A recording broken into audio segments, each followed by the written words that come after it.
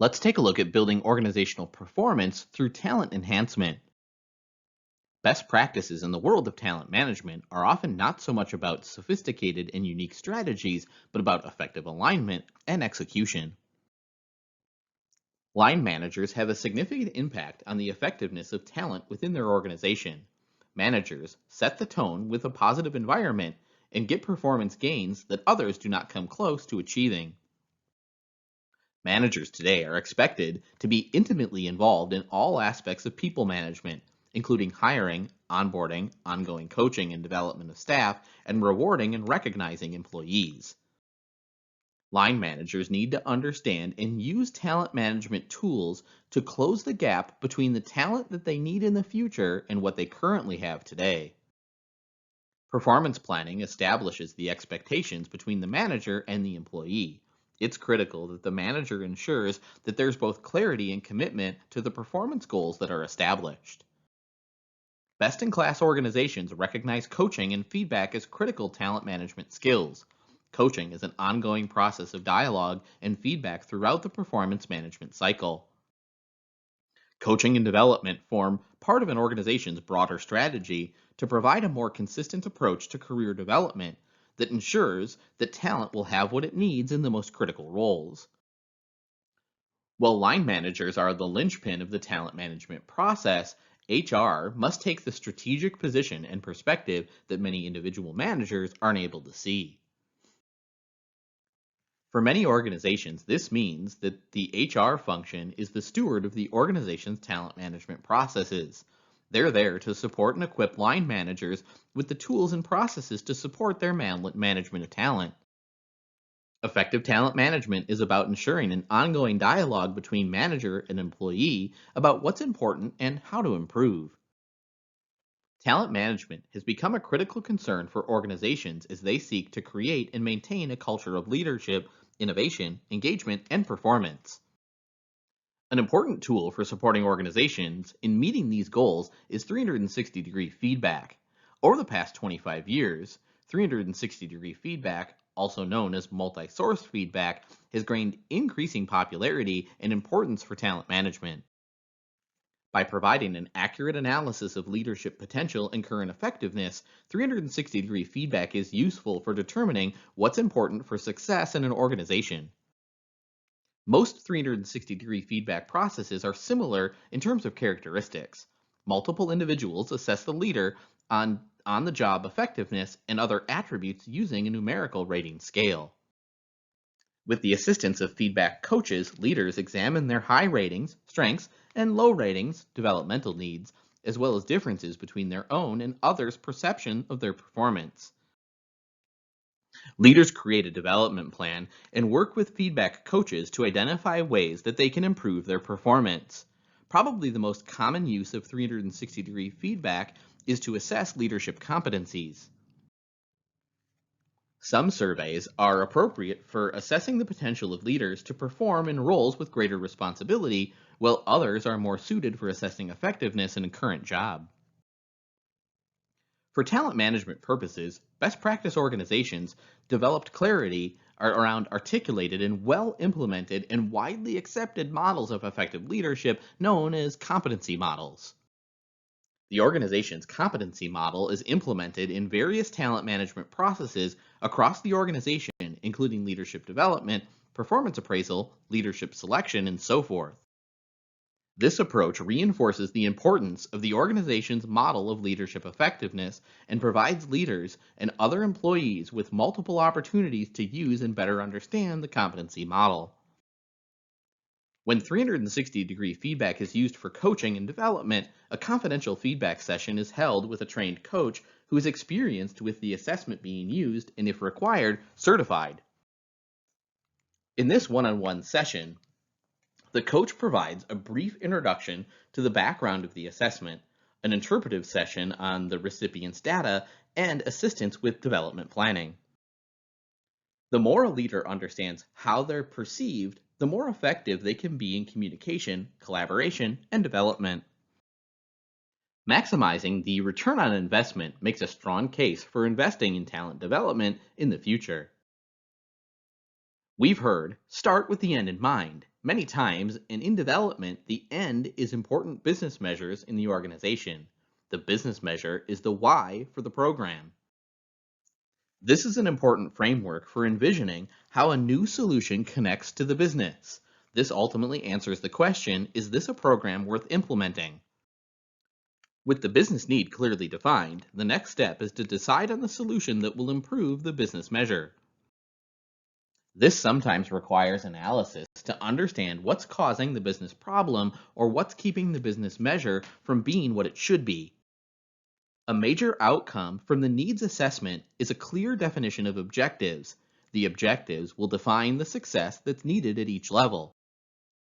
The key to making it matter is to develop a program with content that's relevant, meaningful, and important to individuals and the organization, is action oriented, and is something usable. This requires prospective participants to decide if this is the right program for them, making sure that they're attending to the right time, at the right place, and with the proper support. This helps the developers provide examples, activities, and exercises that reflect not only what the participants are learning, but also what they'll do with what they've learned and the impact that it'll have. Making it stick is about using the content appropriately and having the desired impact. The reality is that if people do not use what they've learned, it's failed the organization. Ultimately, the goal is to use data to influence the funding for talent development programs. Analysis helps you understand what caused success or failure and how to make corrections. Measurement evolves from a process that focuses on capturing value to a process that's designed to create value. In the current environment, the level of success that's needed is the business's contribution to the learning and talent development process. Business impact and ROI evaluation for talent development programs is achievable and is being achieved by many organizations. Executive coaching is a well established tool among human resource professionals. However, little, if anything, has been written about HR leaders' relationships with executive coaches. Little is understood about the leap of faith and commitment these professionals can make to each other, thus ensuring that a client and the organization benefit fully from this investment in an executive's development. These relationships include a few critical aspects, like mutual trust and respect, clarity of roles, responsibilities, and objectives, clear boundaries of confidentiality, and constructive triangulation. While these factors are fundamental in effective coaching relationships generally, there are nuances of significance in how they play out in these essential partnerships. The primary relationship factor of trust and respect is best explained by HR professionals who have experienced such essential partnerships. Essential partnerships begin with a clear understanding of each other's roles and responsibilities. Defining participants and timeframes are essential components of role clarity.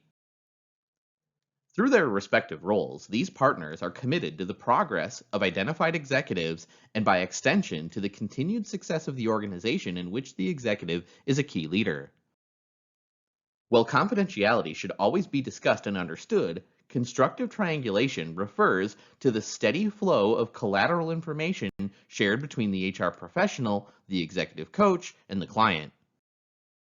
As experienced as the executive coach may be, he or she remains an outsider and is therefore never as close to the daily play by play reality of how a top leader is leading and perceived within the organization as is the HR partner. The value proposition of executive coaching as an executive development resource is diminished when it does not involve the reciprocal commitment characteristics of such partnership.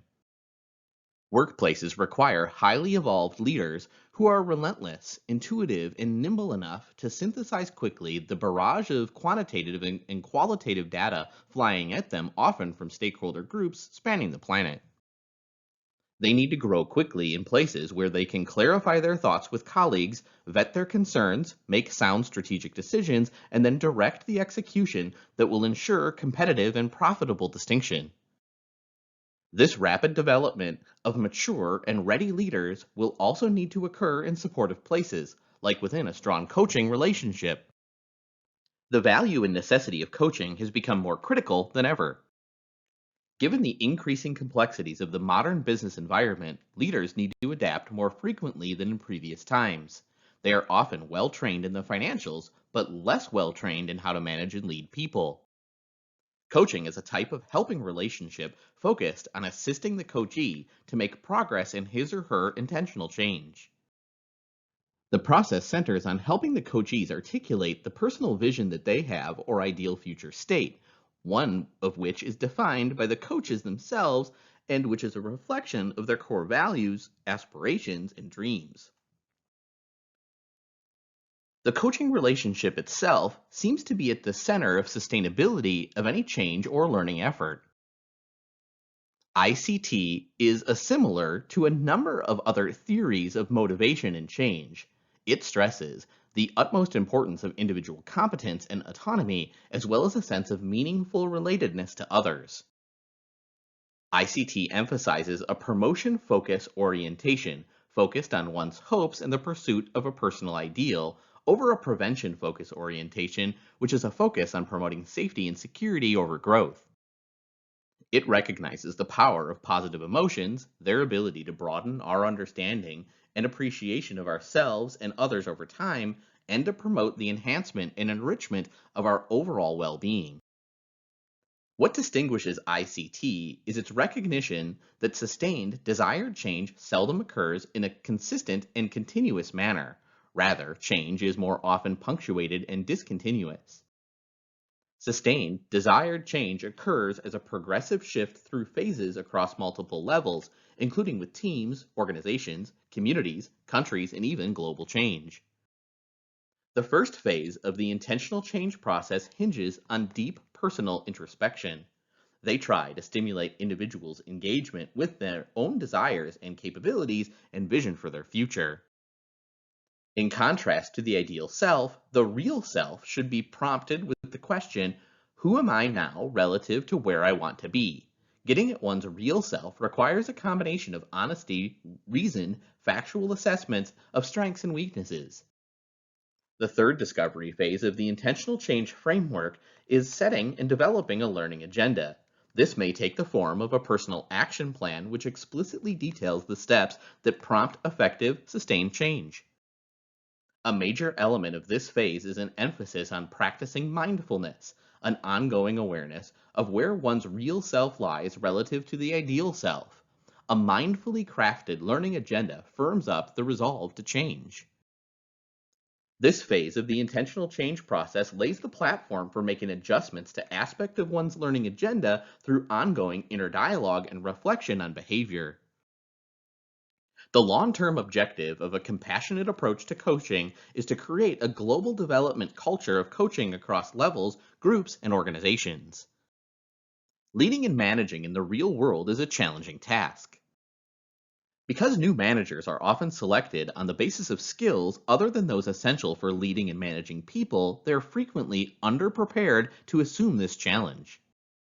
Regardless of these hard realities, many managers are forced to take the lion's share of responsibility for the whole of the talent management process, from selection and performance management to retention and succession planning. The manager at every level is the most important person in the workplace. Managers have influence over employees' livelihoods and careers, their ability to add value, and their ability to earn a living. Structured one-on-one discussions are the place for managers to engage employees. They provide a vehicle to strategize constructive activities of their employees, provide advice, and even a bit of inspiration. Through dialogue, managers can regularly think through the critical aspects of work with employees, anticipate what problems might occur, define the expectations that are reasonable, and analyze what goals and deadlines are realistic. To sum it up, at the very best, managers act like performance coaches. A great many of them invest more in their coaching time on low performers. They aggressively try to get them to improve their performance. The process of creating accountability has to be formally documented and often. The problem is that, like coaching, most managers rarely document performance rigorously unless one of their employees has serious problems. Employees, the best and the worst, and the average usually perform at a higher level, grow and develop, and remain more engaged with coaching, direction, and feedback.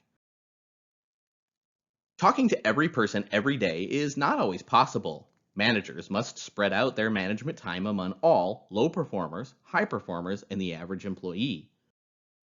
Some employees may need more than others, but everybody needs leadership.